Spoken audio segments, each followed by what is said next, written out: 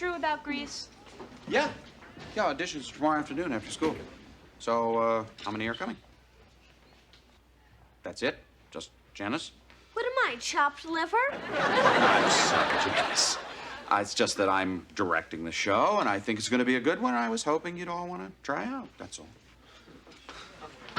Mr. Moore, this is the busy season for my brain. Now, I've got about this much room left in there. I can either fill that with stuff for my midterms, or I can learn words like yippity boom da boom doo wop shadooby doo. Now, I think I know what it's going to be. Don't you? Yeah, we're all busy, Dennis. That's not the point. Mr. Moore, you're asking us to risk major humiliation. I'm just saying that I think the room is full of enormous potential. I mean, Darlene, for example, would be terrific in this show. All right. Which part do you want me to play? First, you have to try out. Try out? Alan? I wouldn't be any good. Alan is afraid. I am not afraid. I am just not interested. Now, hold it. Can you walk and talk? Of course. Can you sing? You heard my national anthem. So? Mr. Moore, let's just forget it, okay? Eric, Grease is written for guys like you. Wait a minute. You're talking about wearing makeup, singing, possibly even dancing? I'm talking about girls flipping out when they see you on stage. You make a compelling argument. I'll give you another compelling argument. Can I see your paper there, Maria? Sure. A minus, huh? It's an excellent paper, Maria. Yeah, so? It's really very good. Thank you. How did that make you feel? Fine. Okay. Try this. You were terrific. I mean, you were just, wasn't that marvelous? Really, I just love you. Wow. How does that make you feel? Fantastic. Well, that is show business. I'll do it. Okay, who else? Okay, all right. Give me a chance. I'll do it.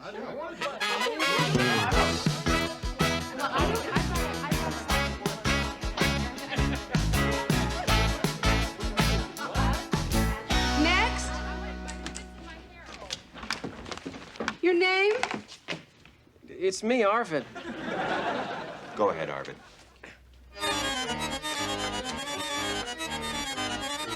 Thank you. Lori Applebaum. Part of Sandy? Go ahead, Lori. Then one day and my heart stood still. Do run, run, run, do run, run. Somebody told me that his name was Bill. Do run, run, run, do run, run. Thank you. Yeah. I died for beauty, but was scarce adjusted to the tomb when one who died for truth was lain in an adjoining room. Oh, forget it. I didn't want to be in Grease anyway. Thank you. Thank you. Thank you. Thank you. Thank you. So where are the girls? Thank you. What is this thing? Thank you. Sting ain't my thing, and Prince makes me wince, 'cause I'm in love with Pee Wee Herman. Thank you.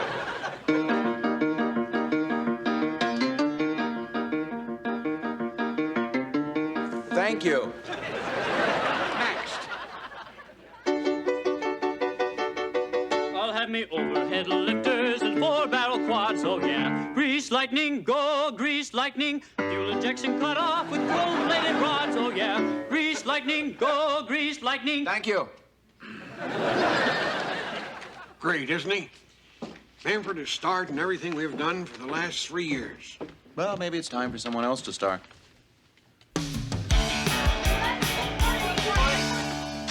Thank you. I mean, thank you for trying out. Great. Well, I'll be posting the cast list later. Oh, we would like to know, Mr. Moore, because... Well, okay, take your seats. We'll get a little sneak preview. Okay. Let's see. Janice. Chorus. Simone. Chorus and program. Jawar Halal. Duty. Darlene. Marty. Sarah, Patty, Eric, Kinnicky. And one more. Maria is Frenchie.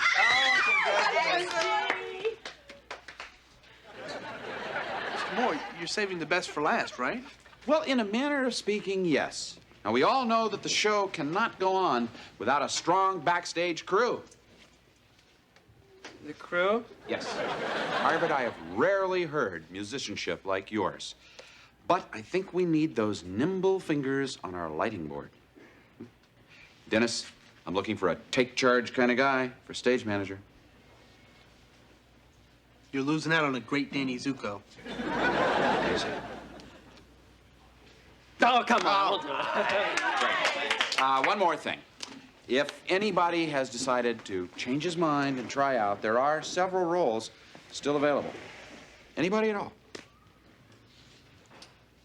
Mr. Moore, first of all, playing make-believe at my age is pretty childish. Look, could we please just get back to reality, which in this case is high school? He has a point. Now, the play will not interfere with schoolwork until such time as I panic.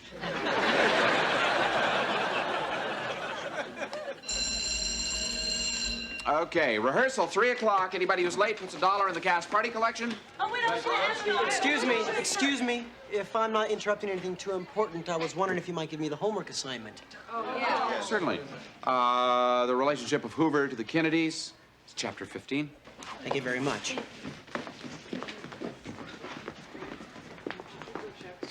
What is it with Alan, anyway? I mean, is it me or just theater generally? Actually, Alan used to be kind of a fun guy.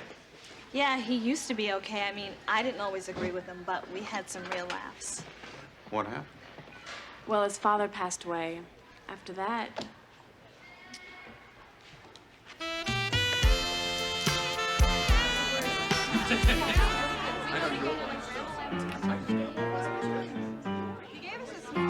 Okay, Arvid, take her up. Dennis, don't you think you're a little heavy? Exactly. If it'll hold my weight, we know it's safe, right? The question is, can you handle urine? Well, of course. I've got a 3/4-inch rope shackled to a 1/2-inch stainless cable with a 4-to-1 mechanical advantage in the block and tackle. Let's go. Oh. Laurie, and just, take just a second, and then, boom, push right through them. Get off. Okay? Jawaharlal, try to remember, it's not dance, it's dance. What if I can't remember? No, you can't remember. That's what I said. Okay, from, you creep, okay? Places, everybody? We're ready? Okay, go. I don't know why I ever liked you, Danny Zuko.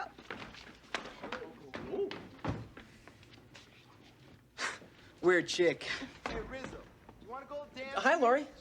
Oh, hi, Arvid. I got a blind date from across town. I hear she is a real bombshell. I ain't got a date. I know just the guy. Hey, Eugene!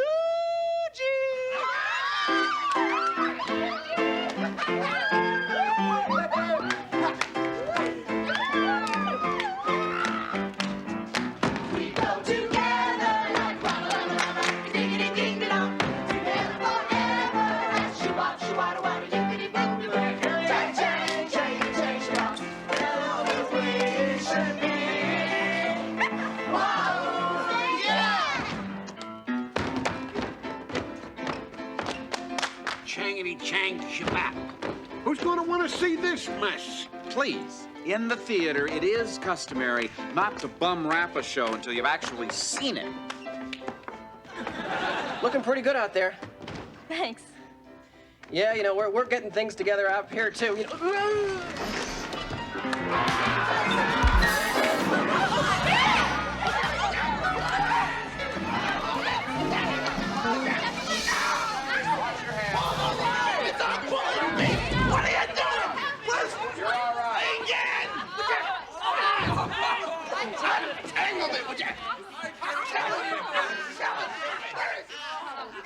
How can I bum wrap it?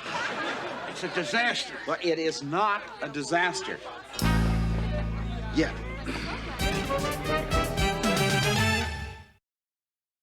Okay, let's wake up, everybody. You guys can keep working as long as you're quiet. You ready, Mr. Wafting? From the top.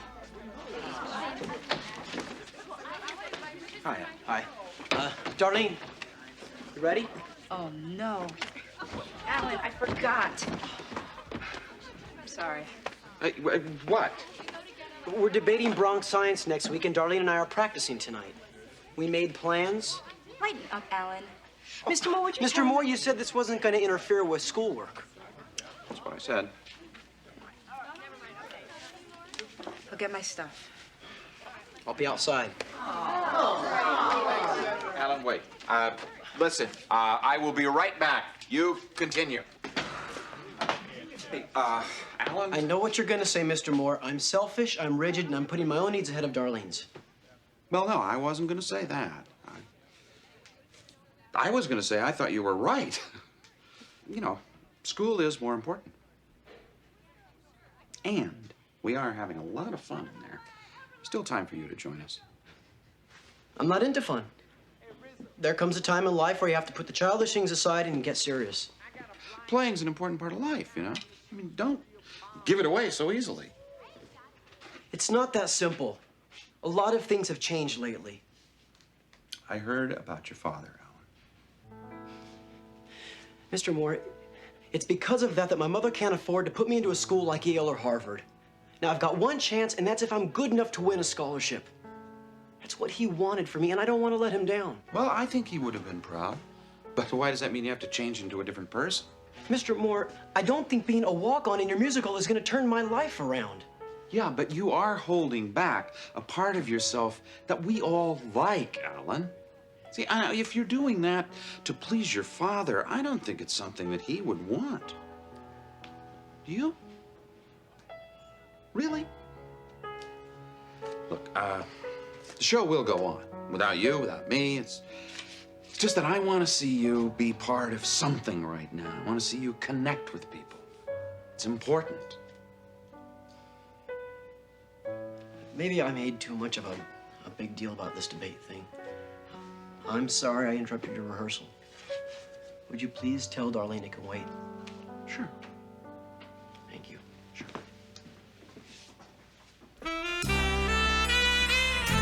Why is she singing this verse? I should be singing this verse. At least let me hold on to that. Oh, come on, Manfred. It may interest you to know that I have a rather large following. And they're going to be very upset seeing me reduced to playing a nothing role in a ticky-tacky musical. First of all, it's a terrific musical. And secondly, there are no nothing roles. There are only nothing actors. That's it. Oh, man. That's it. Manfred. You can take this turkey and stuff it. Oh, come on, Manfred. Now, we don't have that many days left.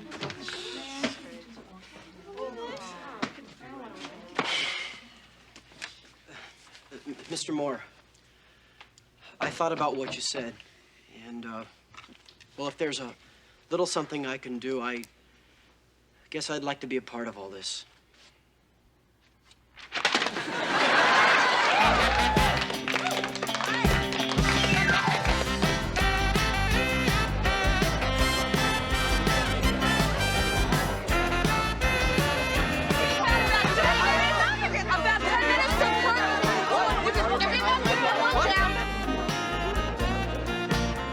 Places! Okay, go. Come on, everybody. Let's go.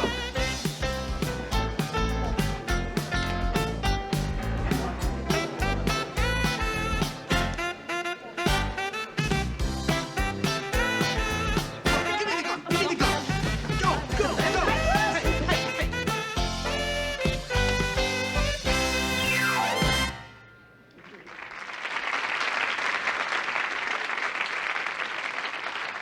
Geez, I wish it was still summer. Yeah, what a drag. Hey. Who's the chick with Frenchie? Oh, her name's Sandy. She seems pretty cool. Maybe we could let her in the Pink Ladies. Oh, just what we need, another broad around. Hey, you guys. This is Sandra Dombrowski. Hi, pleased to meet you. Hi, girl!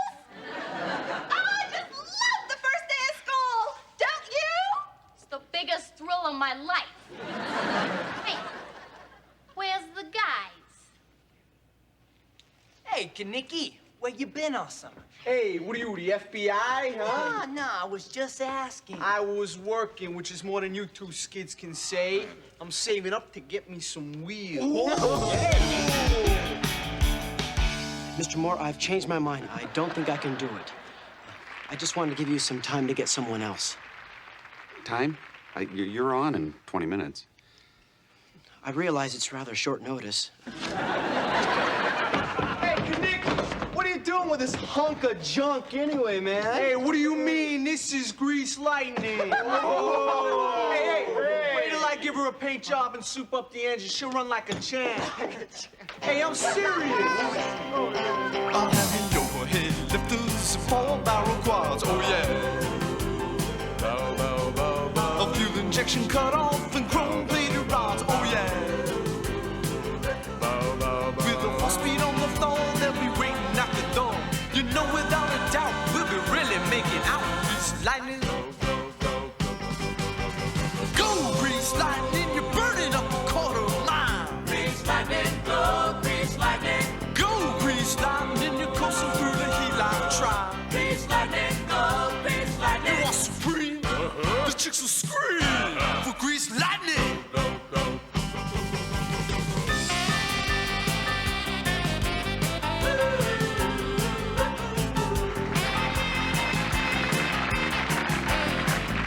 I'll make a fool of myself and they're gonna hate me. No. You're gonna go out there, you're gonna make a fool of yourself, and they're gonna love every minute of it.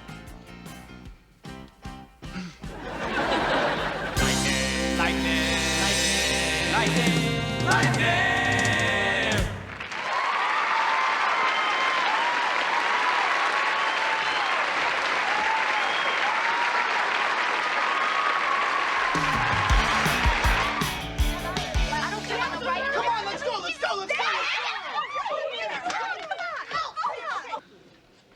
Hey, Frenchie, what's shaking? You get out of beauty school already?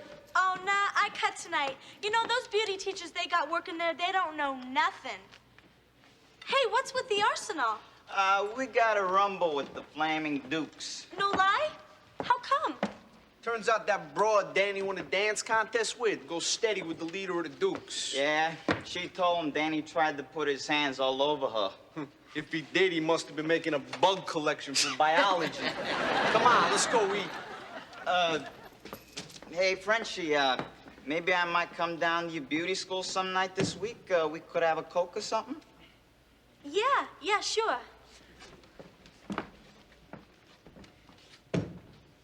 Gee, what am I gonna do? I can't just tell everyone I dropped out of beauty school. My story's sad to tell. A teenage ne'er-do-well, most mixed up non-delinquent on the block.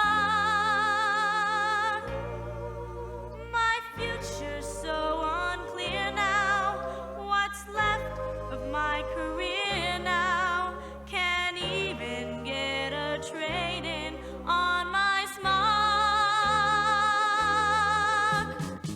Gee, I wish I had one of those guardian angel things like in that Debbie Reynolds movie. Wouldn't that be neat?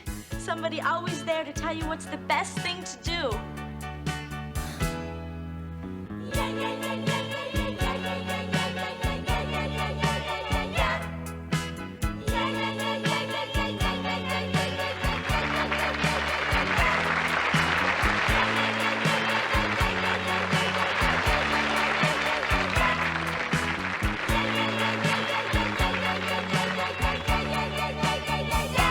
Beauty school dropout, no graduation day for you, beauty school dropout.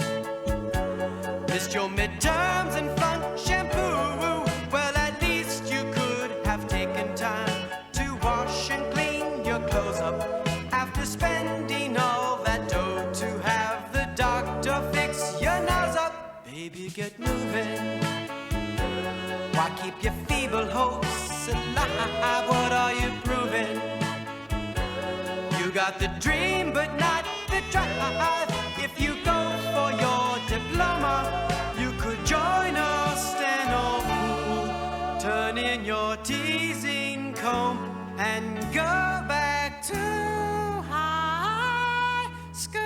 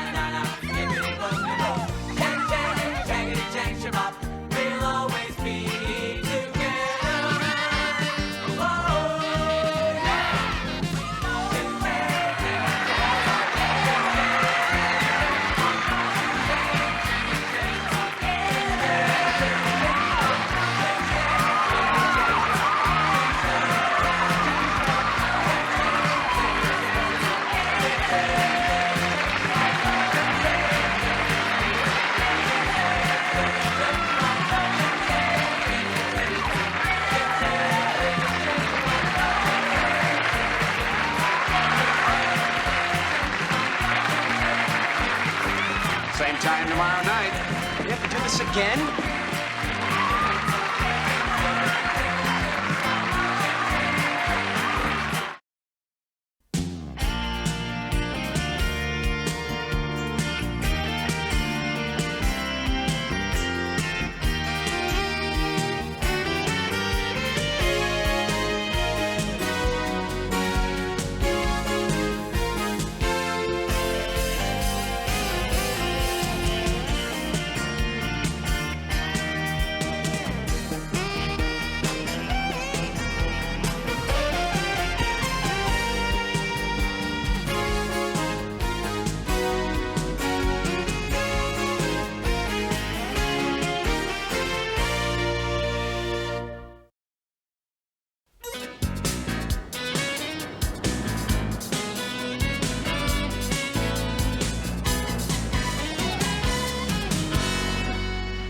Morning. Oh, Charlie, I got a letter here for you. Thanks. It's from the Tanglewood Writers Workshop summer program. Great. You're just holding this envelope. I can't help but think of all the great writers who found inspiration there. You know, I think of Hemingway, and I think of Dreiser and Thomas Wolfe. I think of Lillian Hellman and Catherine Ann Porter, and I... Do you ever think of just giving me my mail? Yes. Thanks. Welcome.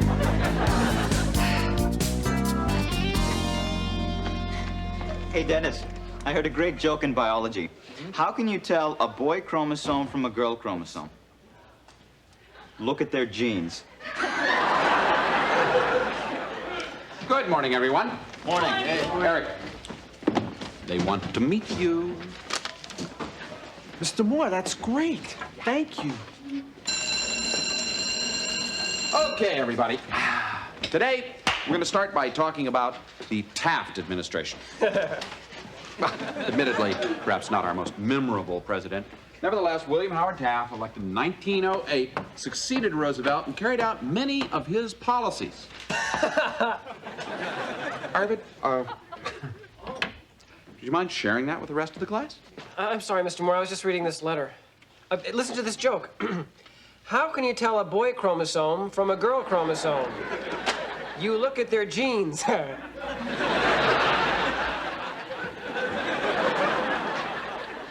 come on, that's funny. Arvid. Oh, no. She's coming here. Who? Nancy. Nancy who? Nancy Mayer. She's Arvid's pen pal. From California. They met through the personal ads in the Junior Mensa magazine. Arvid's been writing to her for 6 years, but they've never met. Yeah, Arvid, don't you think that's carrying safe sex a little too far?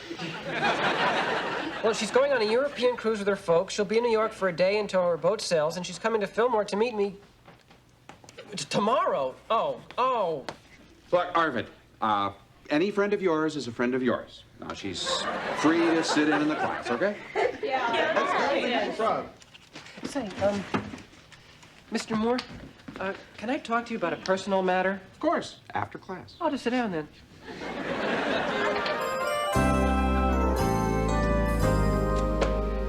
So, Arvid, what's on your mind? I'm desperate, Mr. Moore. It's Nancy. Mixed feelings? Sure, I mean, it is anticipation and ecstasy and panic and nausea. It's an emotional salad. You don't want to meet her? Mr. Moore, look at her. She's beautiful. She wouldn't go for me in a million years. Go for you? I thought you were just pen pals. Well, we are, but, I mean, now we're going to meet, and I don't know if she's going to like me. Well, Arvid, you're already friends. I mean, at this stage, looks are practically irrelevant. I don't think so. I sent her a picture, too. So, what's the problem? It was a picture of Eric. Sorry. You sent him my picture? Well, I got it from the yearbook. Hey, it's public domain.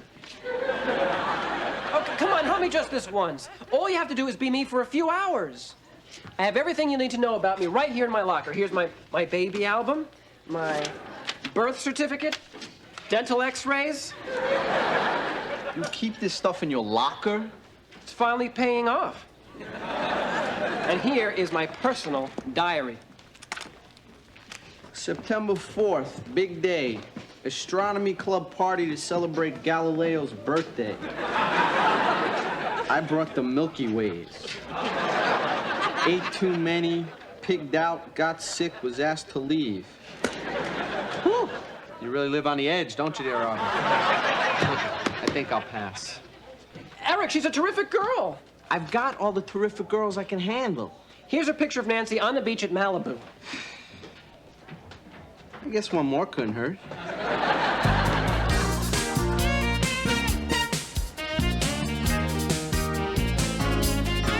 I just want to thank everybody for helping me get Eric ready.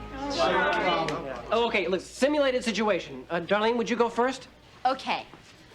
You're Arvid Engen. You're meeting Nancy for the first time. What do? I kiss her. No, Eric. No, you're Arvid. You blush, you hyperventilate, you throw up on her shoes. Okay, she asks you about the second law of thermodynamics. What do you say? I don't like it, but as long as it's on the books, I gotta obey it. Come on. Okay, look. In a letter last October, you revealed your innermost secret, which was... My bed has sides. No! I cry when they canceled the Brady Bunch. Misfits of science. Eric, listen, this can work. Look, it's just like a presidential press conference. If we do our job right, she'll never guess you have no idea what you're talking about. Yeah.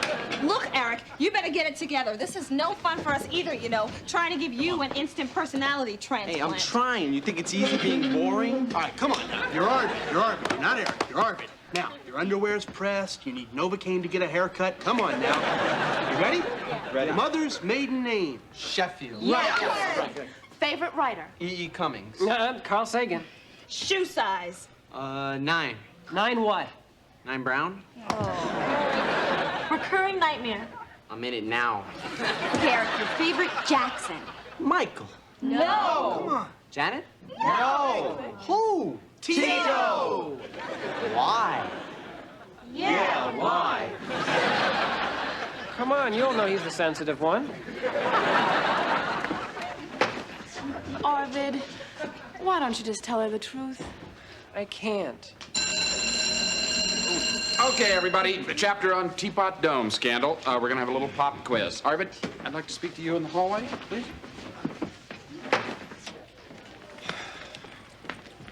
So, you're actually going to go through with this charade? Well, Mr. Moore, I have no choice. I made my bed, now I have to lie in it. I spilled my milk, now I have to cry over it. You burned your bridge, and now you have to cross it. I made a pact with myself. If I can just get through this one horrible, sweat-filled day, I'll never lie again. Well, you're in some fabulous company. Nixon, North, Pinocchio, Cyrano de Bergerac. Well, I know what I'm doing, though. right now, I don't think you know who you are. I mean, it all worked out for Cyrano de Bergerac, right? Well, as a matter of fact, Cyrano lived a sad and lonely life until eventually he was trampled to death by a runaway team of horses. Ooh.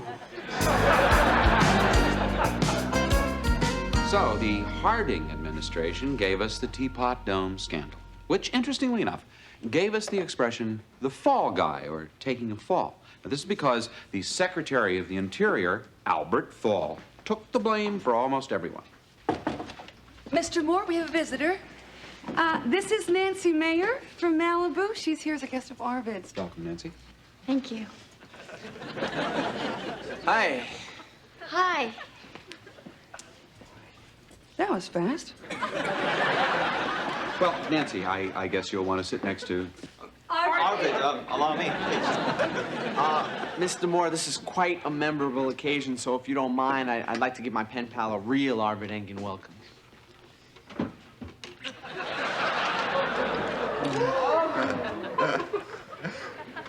It seems to be working. Okay, now can we get back to work? Yes, let's. So, all through history, from Teapot Dome to Iran-Contra, there have been political scandals and fall guys.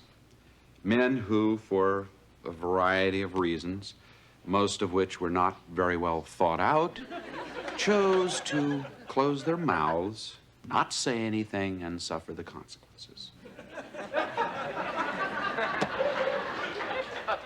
Excuse me, Mr. Moore. Mr. Kurtz called for Eric.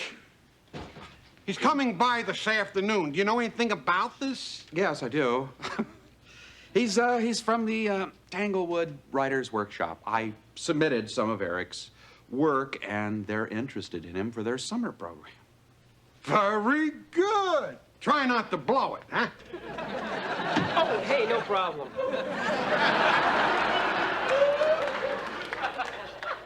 Who's this? Oh, this is Nancy Mayer. She's a friend of Arvid. She's visiting us from California. This is Dr. Samuels, our principal. Really? And why is she sitting next to... Jawar Halal.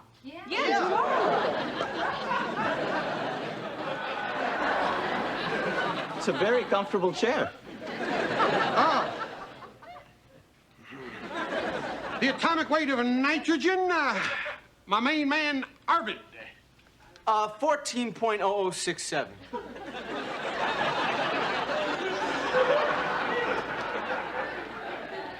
Since when are you my main man? You didn't get the memo? Why don't I explain this to you later, Dr. Samuels? He said he was my main man. He's not my main man. Well, okay, we'll start with 1923 tomorrow. Thanks a lot, and Nancy, it's nice meeting you. I hope you enjoyed the visit here. Thank you. So, what do you want to do now? Whatever. This is our free period on Fridays. I know a place we can go and talk. That'd be perfect. Say, Arvid, don't you want to introduce me to your friend? No? Why not? All right. Nancy, this is a friend, Eric. Oh, yeah, the writer. Right. Right. Hi. Well, we better get going. I don't want to waste a minute here. Hey, how about the three of us go out for a Slurpee? On me. Thank you, but I'd really like to spend some time alone with Arvid.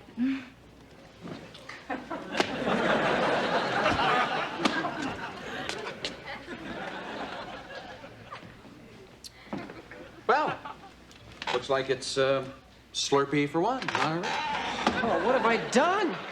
She's only here for a little while, and I won't even get to see her. Oh, no, that's not true. You get to see her, she just doesn't get to see you. But that is what you wanted. No!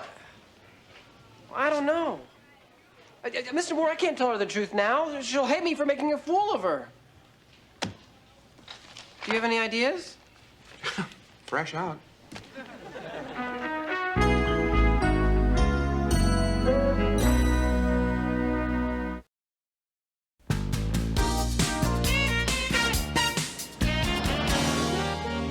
Look, Nancy, I've been going through a lot of changes lately.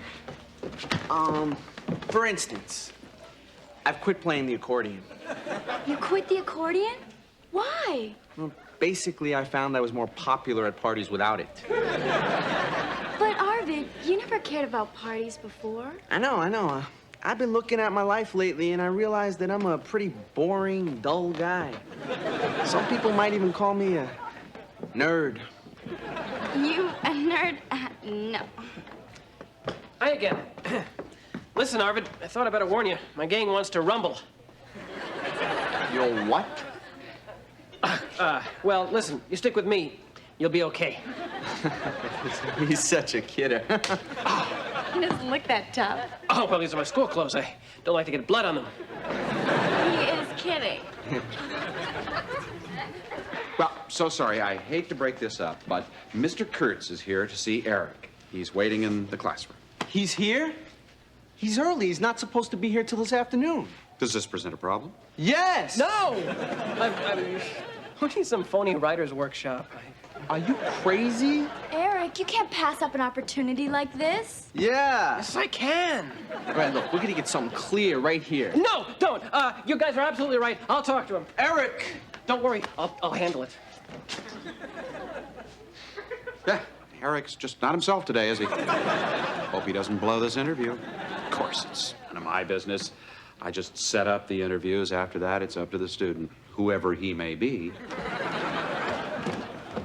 You know, Eric, we very rarely take high school students into our summer writers' workshop, but I was very impressed with your work. Hey, it's a gift. I saw a lot of Mailer and Kerouac in your work. Now, I assumed that they were a big influence on you. Oh, yeah, them too, but, well, nothing like Lobachevsky. Correct me if I'm wrong, but isn't he a mathematician? Hey, good writing's good writing. Arvid, is something wrong? Yeah, look, I just remembered my genetics experiment. I gotta go rotate my fruit flies. I'll be right back, okay? So what are you working on now? It's a gritty urban piece about this relationship between a young, tough biker and his orthodontist. Arvid, what are you doing here? Mr. Kurtz, I'm Eric Mardian, and this is, a very sick young man. He has this habit of posing as other students. Lucky I got here when I did. Look, Arvid, the nurse is waiting for you out in the hall. What nurse? Nurse Mayer, Nurse Nancy Mayer. Oh, that nurse. Yeah. Hi. So, how'd your interview go, Eric? Oh, fine. Piece of cake. Good. Arvid went to go rotate his fruit flies. Oh. Hey, it must be pretty exciting meeting a pen pal after so many letters. Yeah, I've been looking forward to it for a long time. Arvid's great. But then you probably already know that because you guys are good friends, right? Hey, we're practically interchangeable. Well, that's nice to hear. You must be pretty impressed. I mean, you know, a lot of girls in this school would kill just to have lunch with him. Oh, it's not what impresses me. No? What then? Well, it's his writing. He has a way of expressing himself that is just... it's very, very special. Well, he thinks you're very special, too. Really? Does he talk about me? A lot. A guy who's that sweet and sensitive, and at the same time, such a babe. I mean, well, you'd think he'd just be too busy finding out the girls to give me a second thought. Well, I can tell you that he thinks about you all the time. Well, when I met him today, I mean, well, he's not like he is in his letters. I can't explain it, but he's just, well, he's different. How? Well, in his letters, he's kind of like this weird little pixie. But between the brilliant scientific observations and the dorky jokes, I can tell that he really likes me. Oh, he more than likes you. I know that he does. He does? 'Cause it's hard to tell. Well, that's because he's shy. He can put things on paper, but he just can't say it. If he had the guts, he would tell you that he has palpitations every time he gets a letter from you, and how he saves every one. And how when he got your photograph and you were this glamorous, beautiful woman, how it changed everything. And how he said when you were coming here in person, he got very nervous because... Because he sent me Eric's picture. Well, I wouldn't put it that bluntly, but... Yes. So you're Arvid. More or less. How could you do that? Why did you send me Eric's picture? Did you think that after 6 years, Ollie would be interested in our looks? And do you know what carrying on this stupid charade has cost us? No. Time that we could have spent together. I came all the way to New York to be with my pen pal. And he turned out to be a phony creep. You made a fool out of me in front of your whole class, Arvid. Well, I guess you're pretty mad, huh?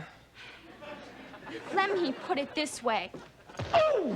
If your gang is looking for a rumble, I'll be outside waiting for a taxi. Oh. Arvid, you all right? I'm okay. I had a light lunch.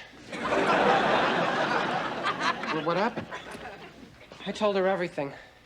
Good. And then she belted me. This, sweet young thing belted you? Hey, I could have taken her, but she sucker punched me. Arvid. You were right, Mr. Moore. I blew it. She hates me now. She won't even write me again. She'll rip up my picture. You mean Eric's picture? No, don't try to cheer me up. Look, Arvid, you had a perfectly good relationship going with Nancy based on who you really are, didn't you? Well, why don't you wait a couple of weeks until she's come back from her vacation and then try writing her again? No cabs. I have to call one. Could I borrow some change? Sure. It's on me. Thanks. Listen, I hear you're pretty fast with your fists. I lost my temper. I think it's time that we sorted out some things here. Well, I know who's who. If you don't mind, I'd like to sort out what's what. I just thought that I would know him after 6 years of letters. Well, you do know him. It's just that he forgot to be himself for a little while. Thank you.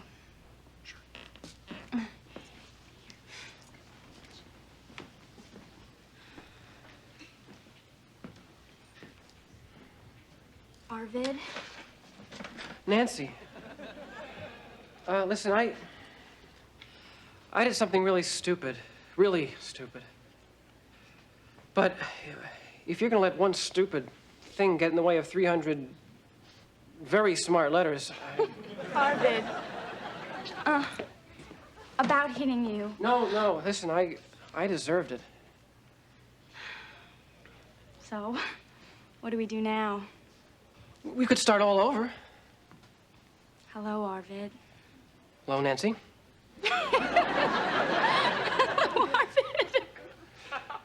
Hi, Nancy. I waited a long time to say that. Well, some things are worth waiting for. Come here.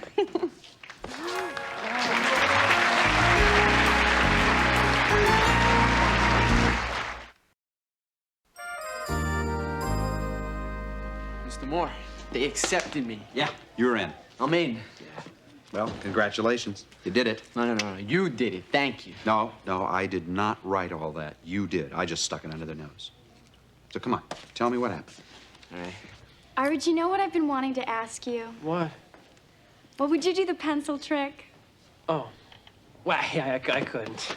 Please? Well, okay. You see the pencil? I see the pencil. You're concentrating on the pencil? Concentrating. Abscon! Where'd it go? Ta-da!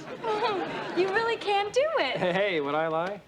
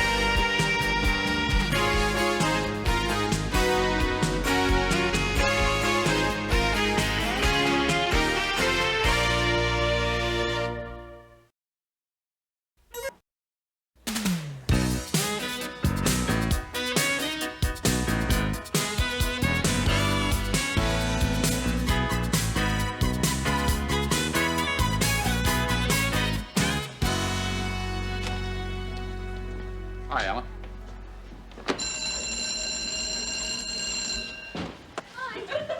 Hi. Hey, Mr. Moore. Hey, excuse me.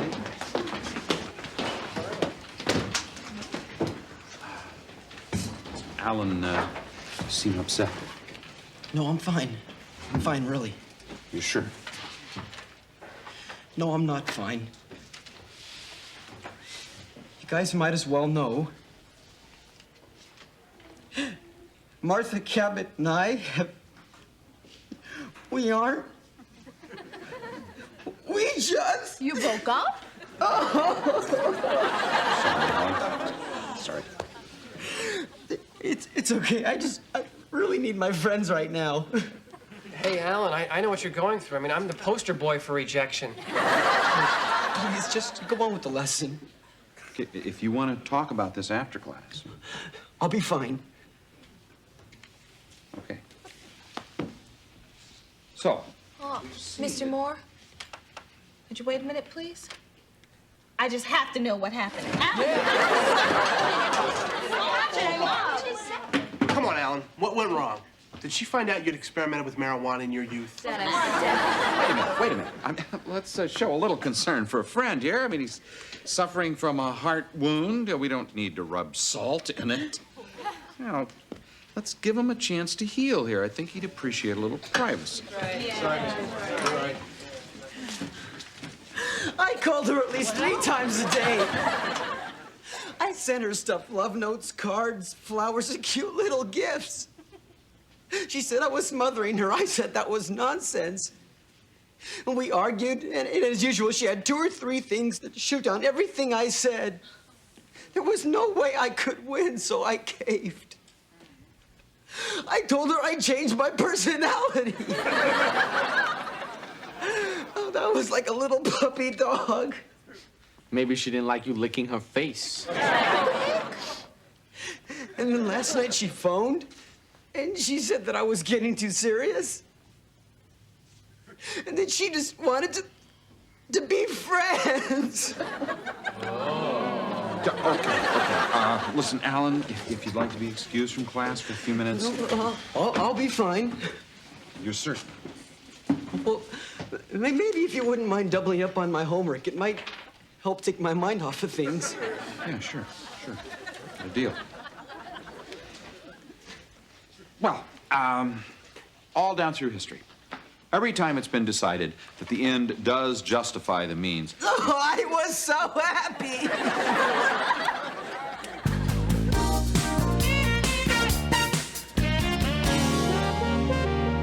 And so we can conclude that South Korea provoked North Korea into an invasion.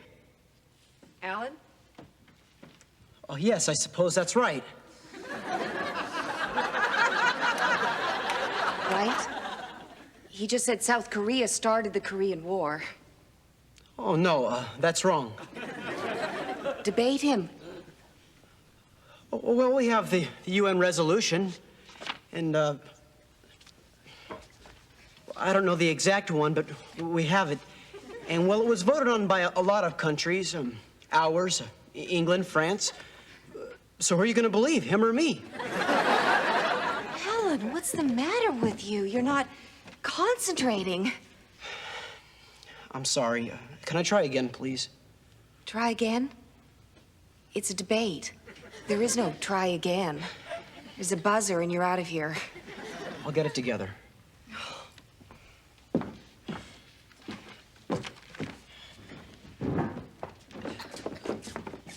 I'm sorry, everybody. I know I'm letting you guys down. You'll be okay, Alan. You'll get your act together. Oh, yes, we have until Saturday. Uh-huh. Sure. You going?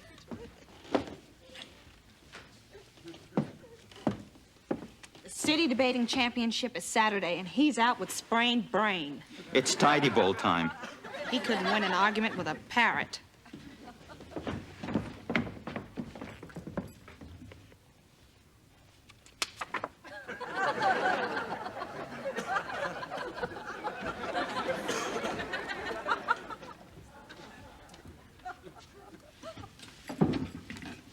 Alan. Alan? want to talk to you. Darlene, I know I've been acting childish. That's not what I was going to say, Alan. What? Look at me. I've seen how much you've been hurting for the past few days. And I just want you to know how much it hurts me to see you hurt. Sympathy from you, Darlene? This isn't like you. Alan? Alan, would you listen to me? How do you know what I'm like? You never see the real me. And I know I'm to blame because for some crazy reason I always hide the way I feel. I have just been such a fool. What do you mean? Well, I should have told you how I felt a long time ago. It's just that we're so alike, you and I, afraid to show our emotions. Yeah. The truth is, Alan, I have always been attracted to you. I just thought that you'd laugh at me if I ever told you. Darlene, I had no idea. Of course not. By the time I got up the courage to tell you, it's when you started seeing her. Her? That's over. No, it is not over, Alan. It's not over until you put her out of your mind. It's not over until you put her out of your heart. And Alan, I just want you to know that when that time comes, I'll be waiting. Darlene.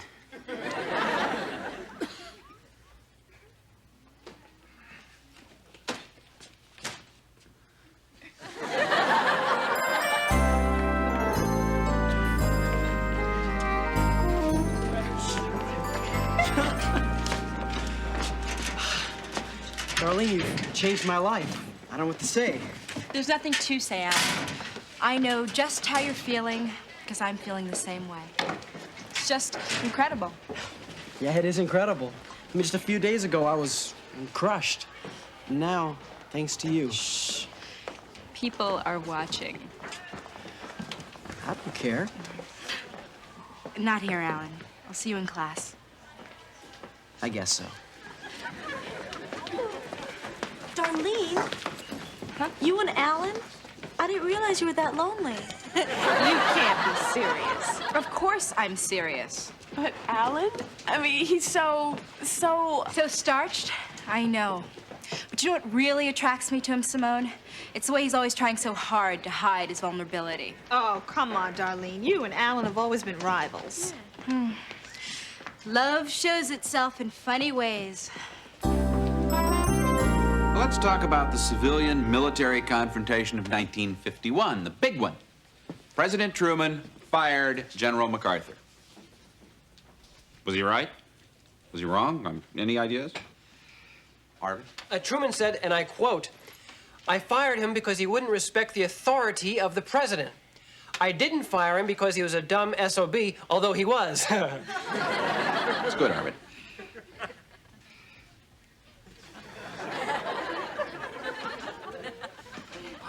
Alan? Well, Oh, give it up, Mr. Moore. The boy's a vegetable. No, he's not. Tell them, honey. Okay, I will. A World War I Army major, Harry S. Truman, told a five-star General Douglas MacArthur how to run a war. Now, we did it in Korea, and we did it again in Vietnam. Now, it seems to me that if we are going to commit ourselves to a war, then we ought to make a final commitment, and that is to win. That's the Alan I know! That's the one I know, too. Distorting facts in support of a questionable point, but done very convincingly. Thank you. Alan, that was a marvelous performance. Yours was pretty impressive, too. See you tomorrow. All righty. Homework? Yeah. Darlene, can I talk to you for a moment? Sure. Be right with you, baby.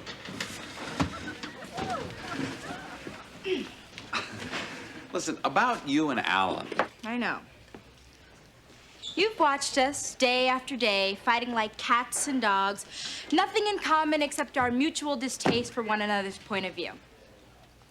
And then suddenly, we're in love, and you think it's strange. No, I don't think it's strange. I mean, just before the big debate, Alan's had his ego crushed because his girlfriend has dumped him, and yet your love for him is rejuvenating his powers of elocution. I don't find that strange at all. Do you remember Alan's philosophy? The end justifies the means? Yeah, situational ethics. yeah. Exactly. I'm just doing what I have to do. Love him till we win the debate. What about post-debate letdown? It could be sort of painful for Alan. Mr. Moore, don't worry. I'll let him down easy. It's my specialty.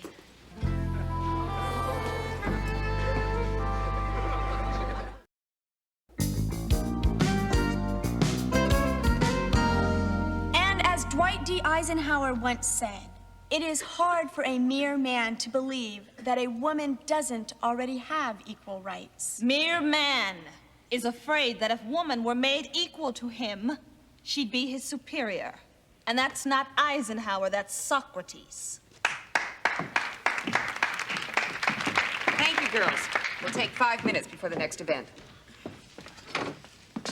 Hi, Bernadette. How's it going? Hi. What are you doing here on a Saturday? Well, I just want to see how the team's doing. You know, I think sometimes these things produce surprises. Well, there's always something surprising at these debates. They're scored just like a track meet. Each team competes in 11 events throughout the school, individual and team debates, expository, that's a prepared speech with props and charts, advocacy, arguing a governmental position, extemporaneous, with notes, impromptu, without notes. Believe it or not, Bernadette, we had debating in Idaho. There's our first surprise. Miss Mayor. Excuse me. How's the score? We're doing great in advocacy. We're falling behind in extemporaneous. In plain English, we're getting murdered.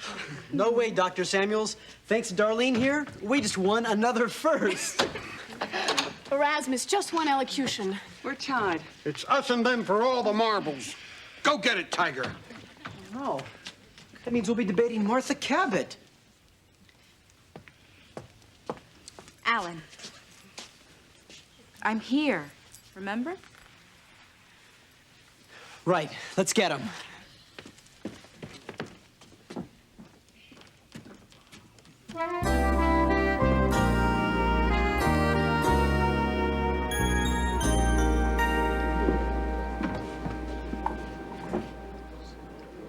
Here's Martha.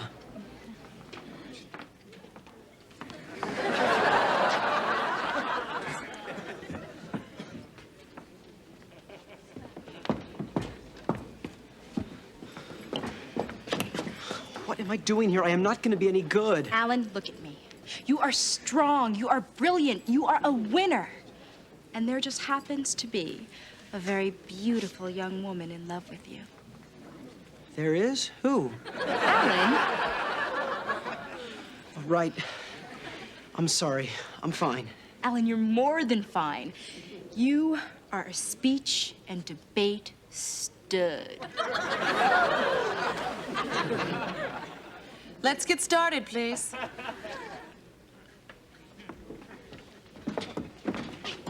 Alan, Nice to see you again, Martha. wrong. I know you're uncomfortable after what I did to you. I'm handling it. I don't think so. Your eyes are bloodshot, your hair has lost its luster, and that is the worst Windsor knot I have ever seen. Well, You're stammering.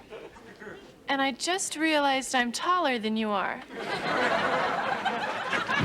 That's it. My knees are turning to fudge. Alan, you can do it. Today's final event is the spar. 2 speakers from each team. The topic is, government's right to secrecy is more important than the people's right to know. Boy, do I agree with that. We're gonna kill him. Erasmus will speak for the motion. Fillmore, against.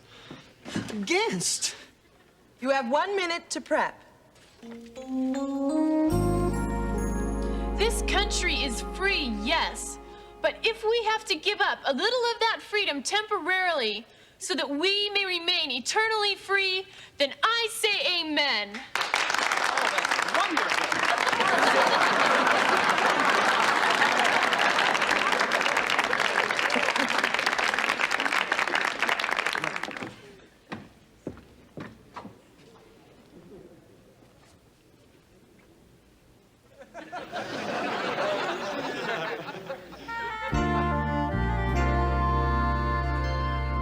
In a democracy, the people's right to know is fundamental. Secrecy breeds tyranny.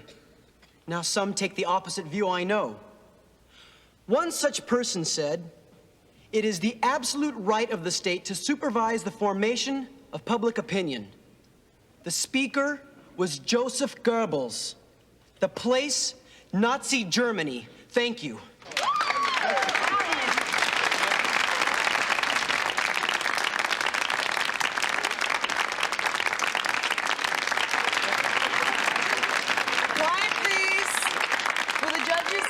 Slips. I can't believe I made such a great speech on something I don't even believe in.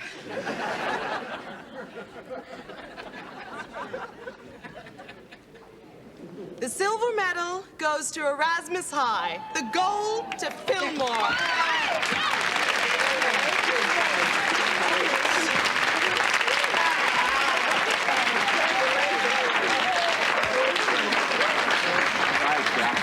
Very nice. Well, thanks to the love of a good woman, I was able to pull myself together. Alan, can I speak to you for a moment? In the hall? Sure, honey cakes. Alan, you weren't half bad. I was good, and you know it. Wrong, but good. You were even moderately exciting. Well, listen, maybe we could get together and you could buy me dinner. Maybe. Just as long as it's not that horrible Thai food you like. She's tough but fair. Yeah.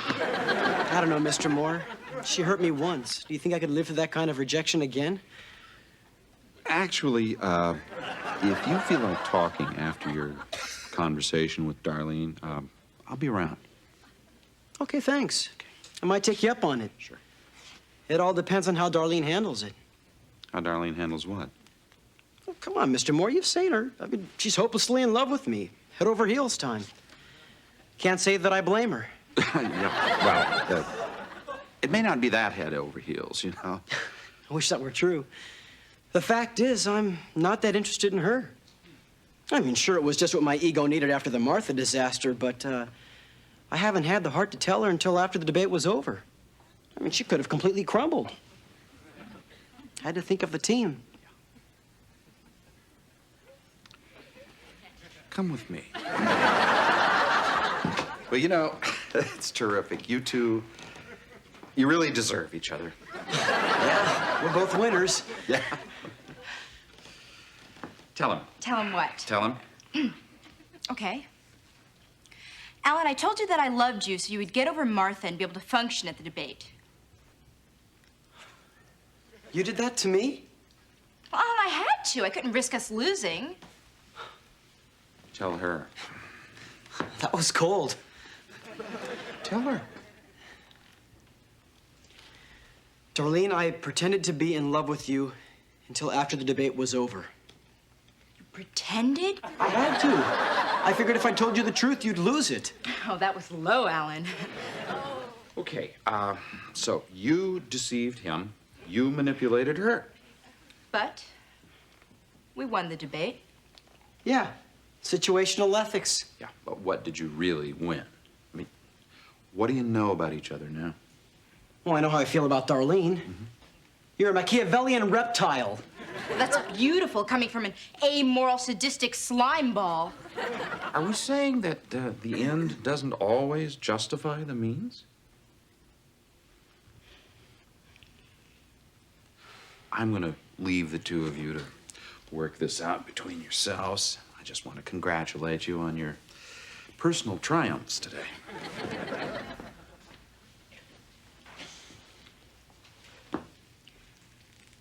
So? So? Okay, I guess maybe I shouldn't have led you on. Maybe I shouldn't have pretended it was working.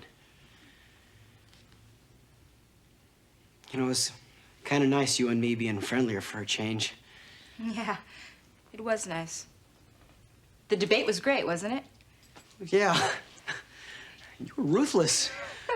You were vicious. You were acid. You were ice. I just love the way you made that guy from Midwood cry. Yeah. Dinner tonight? I'd love to.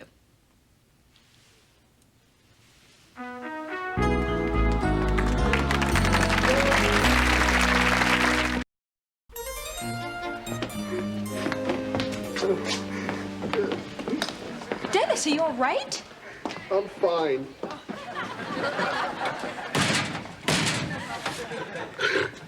Dennis, you're crying. Please just go away. I don't want anybody to see my feminine side. I had no idea that you could be this vulnerable. No one does. Everybody around here just thinks of me as a class clown. Well, Dennis, is there anything that I could do to help you? No. I was dating this girl. And she just dumped me. Just out and out dumped me for no reason. I wouldn't even care for myself. It's just, I got everybody counting on me for the academic meet next week. And I'm just afraid I'm gonna let everybody down. If I could just feel loved. Oh, Dennis. No way.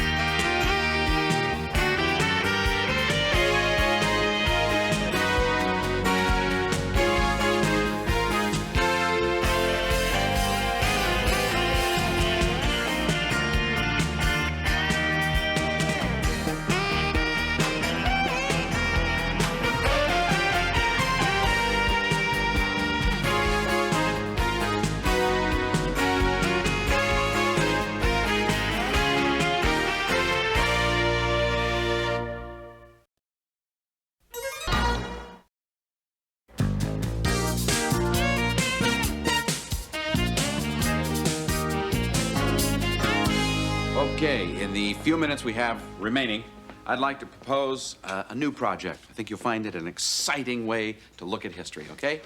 Try this. Who are the people who inspired the historical figures that we study? Alan? Who cares? Who cares? How can knowing that be of any value to anyone unless they're in the center box on Hollywood Squares? Not that I enjoy agreeing with Alan, Mr. Moore, but he's right.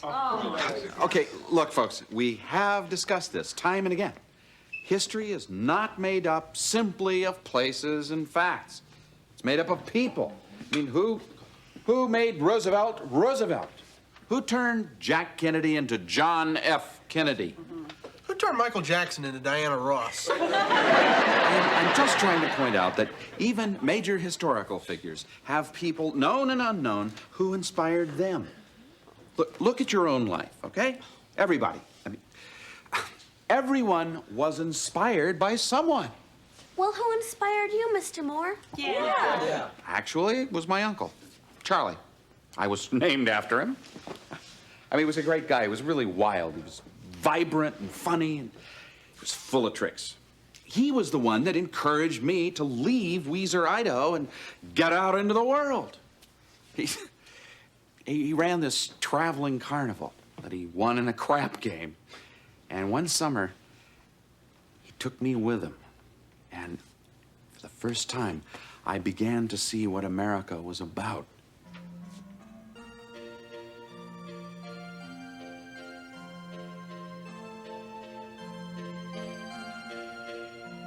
He's been dead about 20 years. But I still picture him.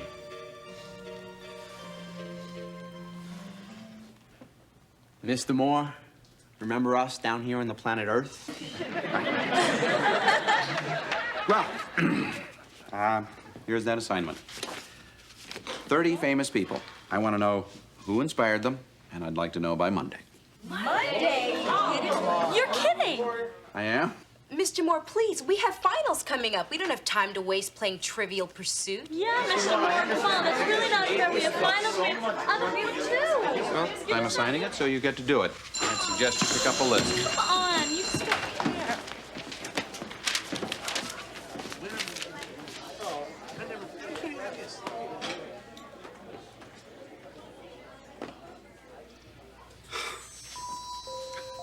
Tell you, Uncle Charlie, it is like this so often lately. I keep trying to open them up, you know, but I'm just not getting through to them like I used to.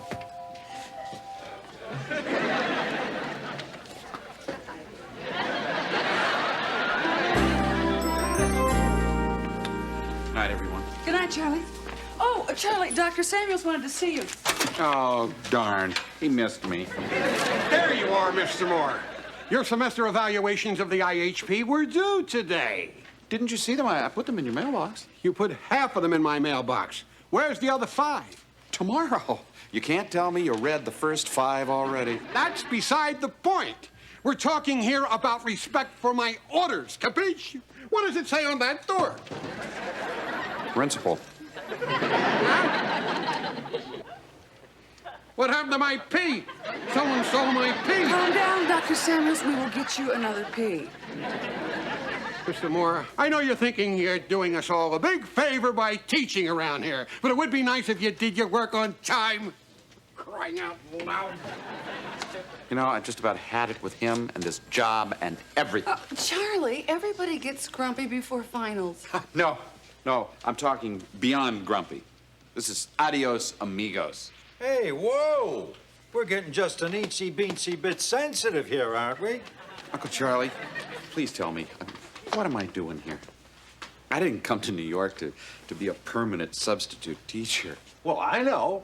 You came here so you could take your clothes off on stage and dance naked in front of people. That was just one show. Hair. I mean, it was the 60s.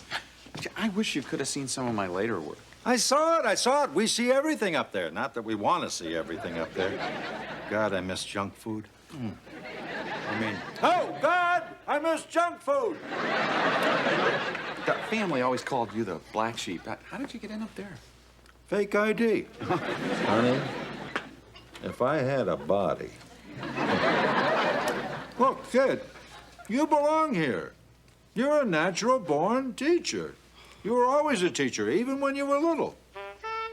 Okay, Keto, my deal. Here we go. Down and dirty. Hey, wait a minute. What's going on here? Yep, that's a light tech. You holding out on me? No. Look at that. Got an ace right behind your ear. I'll say that's a wow. Now, as I was saying before, you will find that the girls in Chicago and New York are quite a bit different from the farm girls around here.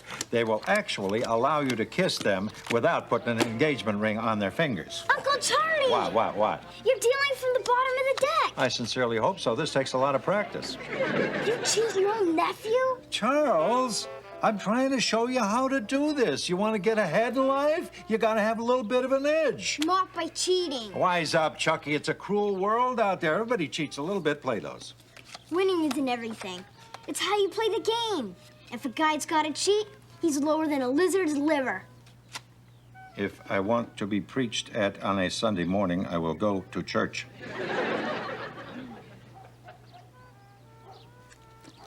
All right, off the top, here we go. Oh, you're a picky player. I hate that in a player. I wasn't that preachy, was I? You? Are you kidding? The only thing that saved you from being a TV evangelist was you had ethics. That, and of course, there wasn't any TV. Kid, you're a teacher. Don't fight it.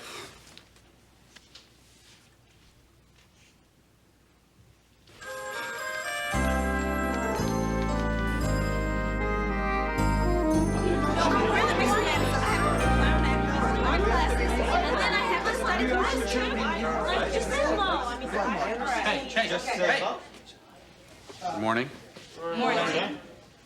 Mr. Moore, if I could speak for the others, considering our workload to prepare for finals, could you please rescind the assignment you gave us?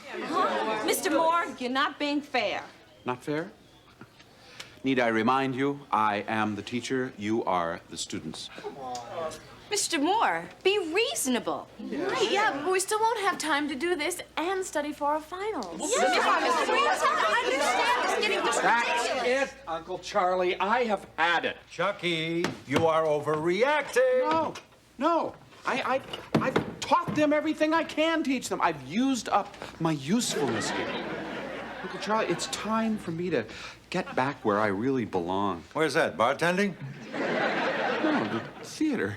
Oh, the theater. You just cannot wait to take your clothes off in public, can you? Uncle Charlie, I think you have a little misconception here. I mean, there is more to theater than just getting undressed. Yeah, I know. You told me that time backstage.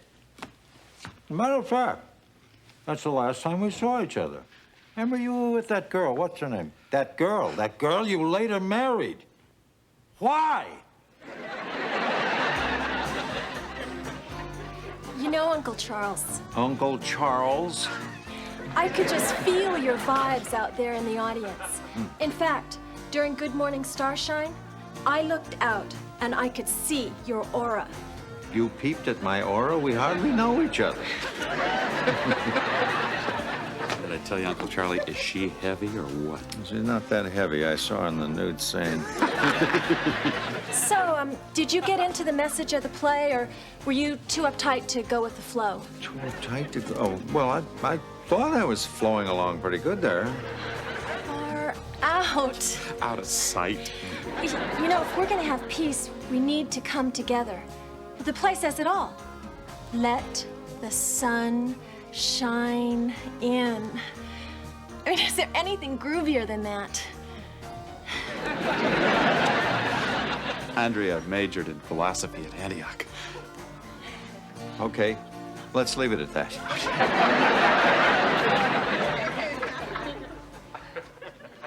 Okay, I was young. And that's the life you want to get back to? With the life of the theater, yes. Right now, it is. An assignment is an assignment. If you don't want to do it, as I've always told you, the choice is yours. I can hand out Fs with the best of them. Oh, come on. All right, let's begin. I believe the next president, in order of succession, is William Howard Taft. Yeah, just like that, Jack. Yeah, you got it. Right. Well, congratulations, Dr. Samuels. Finally doing some work on principle.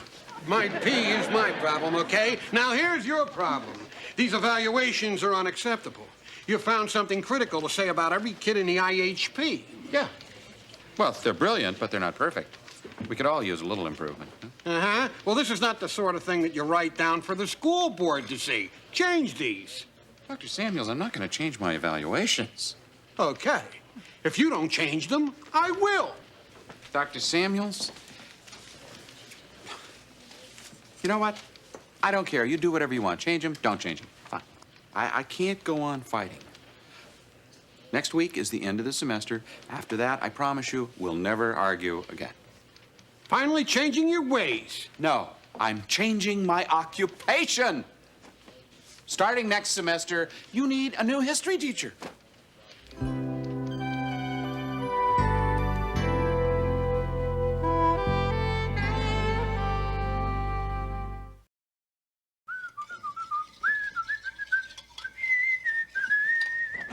Hey, what's going on out here? Bird migration?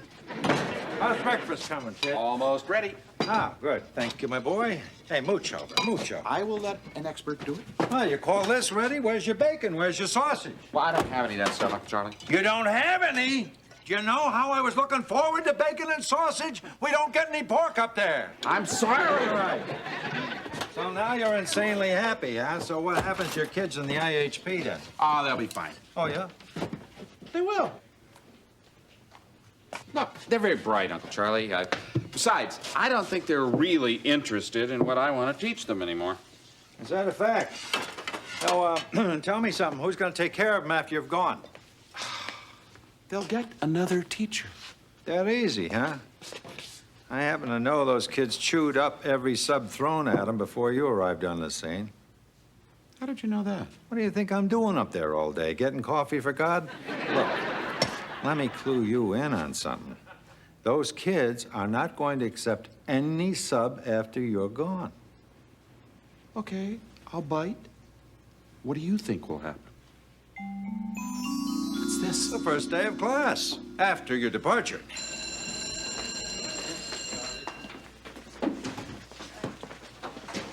Okay, so who's gonna teach? Dorf. Okay. Hi. You know me, Mr. Dorfman. You'll have to forgive me. This history thing's kind of new to me. So, where are we?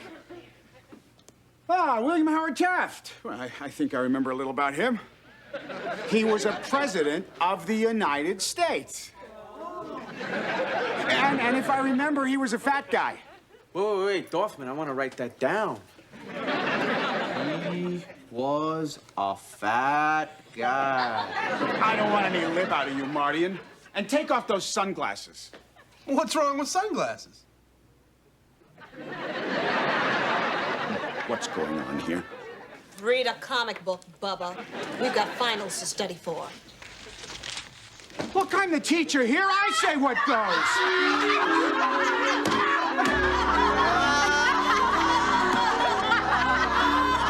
This is ridiculous. It won't happen like this. I mean, these kids would never behave this way. And there'll be another teacher to replace me the same way that I replaced Mr. Thomas. If you say so, Chucky. Gee whiz, Uncle Charlie, I can't live my whole life for them. They're gonna graduate anyway. I wouldn't always be around. Yeah, but see, that's a natural passing. They know that. They expect that. If you just quit on them now, they could... Look, you knew I was gonna enter the old Pine Box Derby one day, but you didn't expect me to go when I did you? You wanted me around, at least for a little while, so we could talk at times like these, right? Yeah, right. But I checked out before you were ready. And it changed your whole life, remember? Now, what do you think it's gonna mean to these kids if you just split on them? Uncle Charlie, that is a completely different thing. I am one of many teachers. Oh, is that so? How'd you like to drop in on their 10th reunion?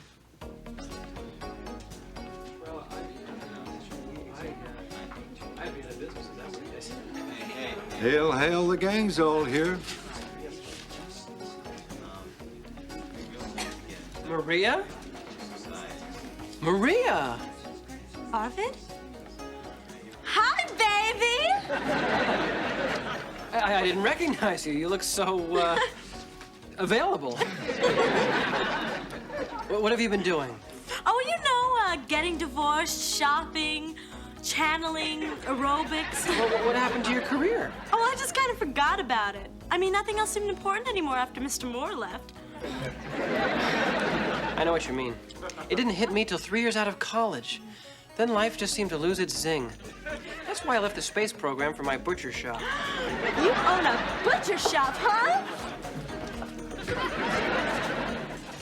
So I was just bumming around looking for the meaning of life. That's when I ran into Jawaharlal.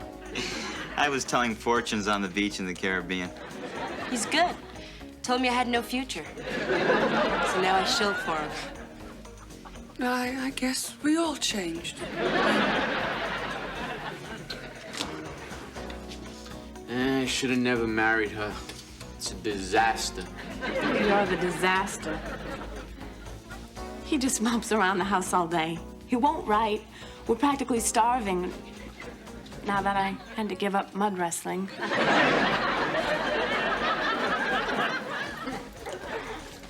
Anybody want to buy a chicken farm?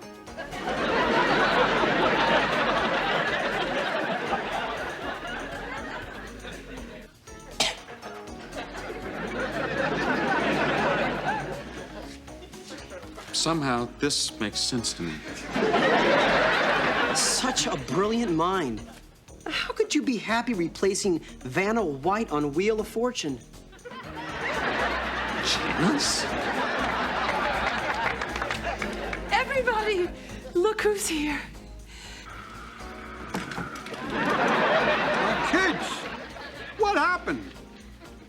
Look at you. You're all bums. Uncle Charlie, it would never turn out like this. Believe me, they are so ambitious. They'll do just fine. You don't have to worry about that.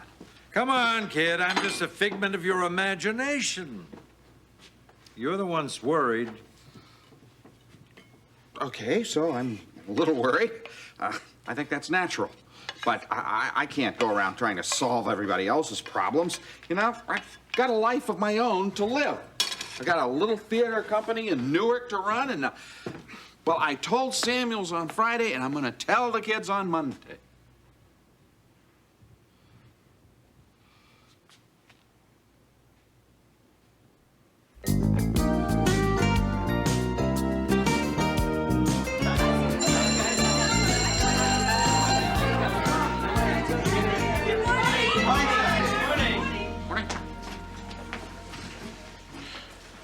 Okay, before we start class this morning, I'd like to say something. Over the weekend, I did some thinking, and I made some decisions, and I'd like to share them with you. First, I know that you have a lot of serious cramming to do in this coming week. So compared to that, I'm sure my little assignment must seem, as one of you noted, trivial. So let's just forget my assignment, okay? Cram to your heart's delight. Mr. Moore? Yes? We've already done the assignment. Yeah. After Friday, we all talked it over, and we agreed that we've been acting like ungrateful brats. I mean, even I've been less than perfect.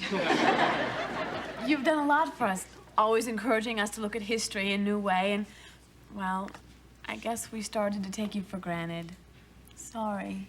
Sorry.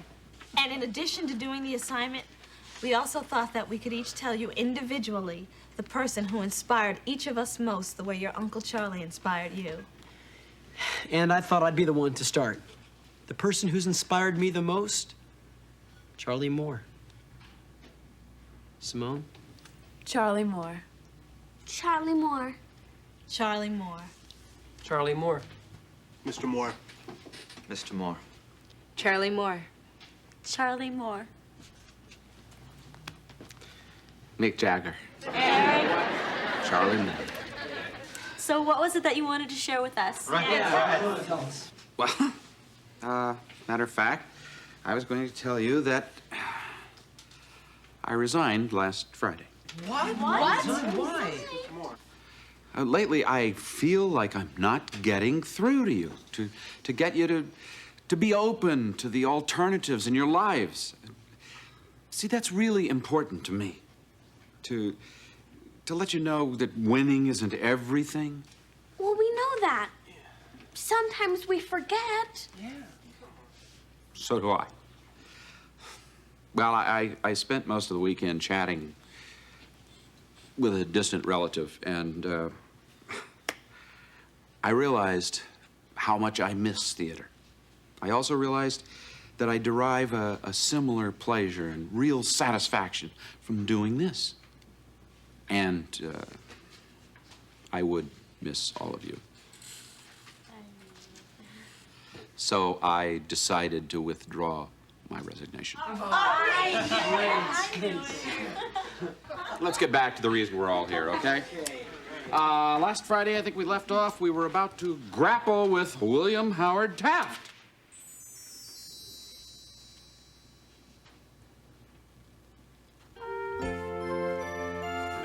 Okay, Taft.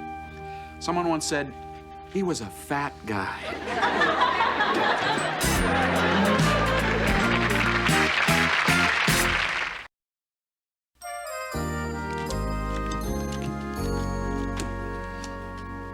Solitaire?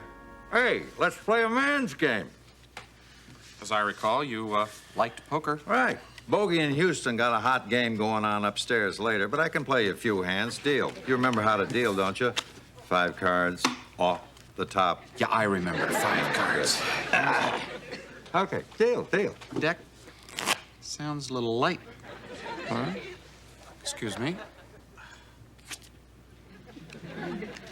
Kid, you're learning.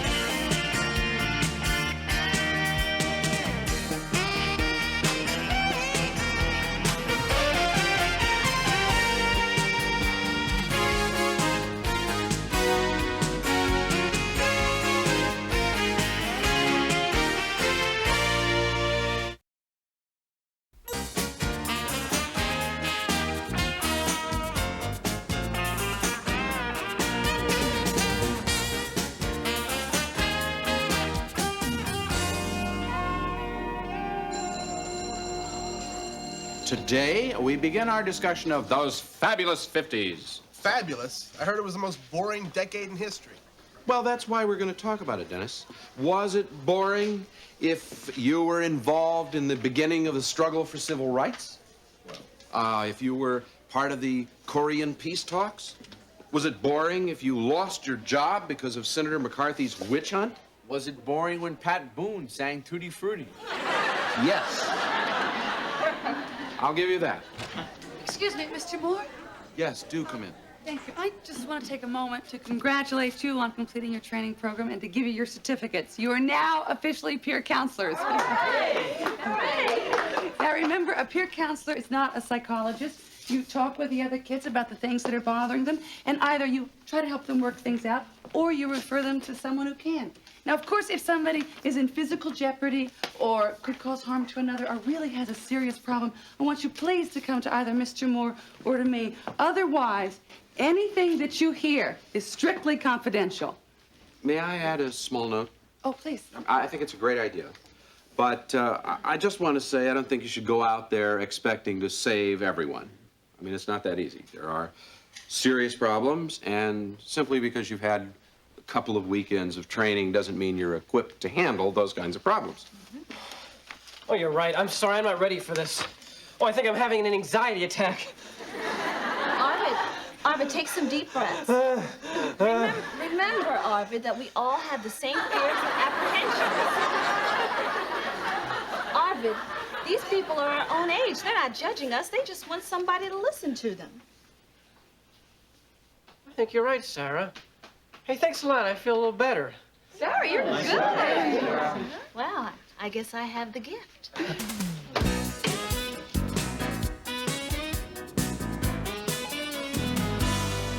Okay, I've got looks, I've got a body, but there's got to be more, you know? Really?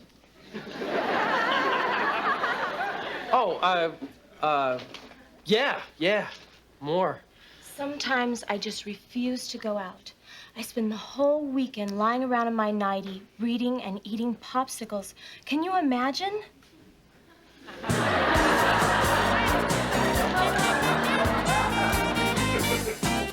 I feel so inadequate. I know. I think it's because of my parents. I know. They're so critical. Yeah, I know. What's wrong with me? Nothing. It's their parents.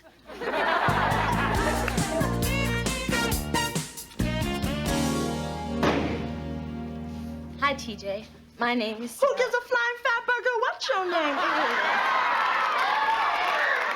Miss Bernadette Do-Gooder sent me here to take a rap for a bad attitude. I did the crime, so I'm doing my time.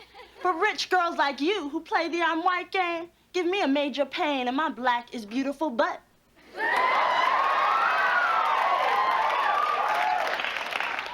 Hey, lighten up. I don't play that game. Oh, yeah, Miss Wannabe? That's why you're sitting here trying to get an A on your assignment to out-Mother Teresa. Look, TJ, I think we got off on the wrong foot here. You did. I didn't. I know what we're here for. I'm what is called extra credit. I'm a rung on your ladder to graduation, college, and house in the burbs. So get real, Camille. You kids get special classes, special books, special trips. You walk around this school like Samuel's pet poodles. Okay, we get some privileges, but I'm not gonna feel guilty about that because I work hard. I've had some rough times too, okay? So what? You take the lemons and you throw them at people. Me, I take the lemons and I try to make lemonade. Nice. I saw it on Peanuts. TJ. I'm sorry. Look, why don't we call it a tie and start over, okay? You ain't getting it, Gidget. I ain't no one's special project, free ride, or lost dog. I'm me, see? That's what TJ's about. Session over and out. I'm here if you need me.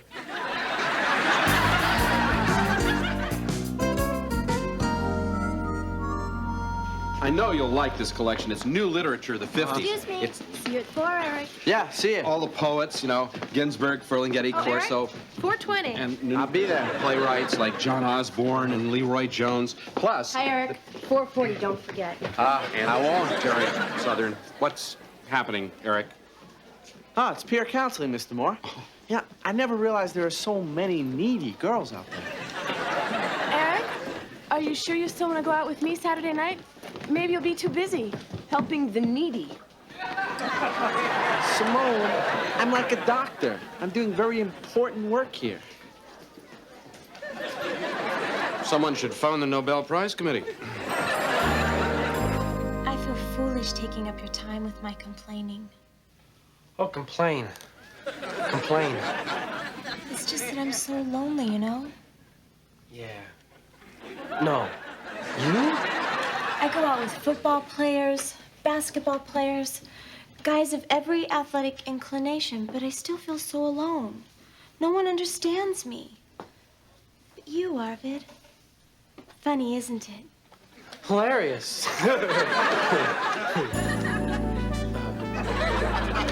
My mom says I'm a slob. She says my room looks like a garbage dump. I tried to convince her it was performance art, but she wouldn't go for it. Well, Jeff, you are a slob. But you've come to the right person. I myself will sometimes go 4 to 5 weeks between room overhauls. Really? Oh, yeah. How? Well, it's easy.